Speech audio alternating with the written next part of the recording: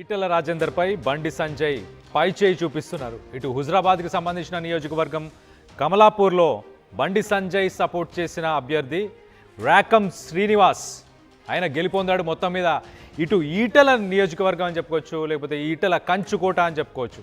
అలాంటి కంచుకోటలో ప్రస్తుతానికి బండి సంజయ్ సపోర్ట్ చేసిన రాకం సంపత్ ఓటమి చెందారా? ఇటు ఈటెల సపోర్ట్ చేసిన రాకం సంపత్ ఓటమి చెందాడు. ఇటు బండి సంజయ్ సపోర్ట్ చేసిన రాకం శ్రీనివాస్ గెలుపొందాడు. మొత్తం మీద ఇటు కమలాపూర్ కేంద్ర బిందువుగా మారింది. ఇటు కమలాపూర్ ఈటెల సొంత మండలం. అలాంటి ఈటెలకు సొంత మండలమైన కమలాపూర్లో ఇటు బండి సంజయ్ ఒక క్యాండిడేట్ని ఫీల్డ్ చేసి బండి సంజయ్ ఒకరిని సపోర్ట్ చేశారు. సో మొత్తం మీద హుజరాబాద్లో పట్టు సాధించేందుకు ఇటు బండి తీవ్ర ప్రయత్నాలు చేస్తున్నట్టు తెలుస్తుంది. దీనికి సంబంధించి ఒక ట్వీట్ కూడా ఉంది. ఆ ట్వీట్ని కూడా బండి సంజయ్ వాట్సాప్ గ్రూప్స్లో ప్రస్తుతానికైతే ఇది సర్క్యులేట్ అవుతుంది.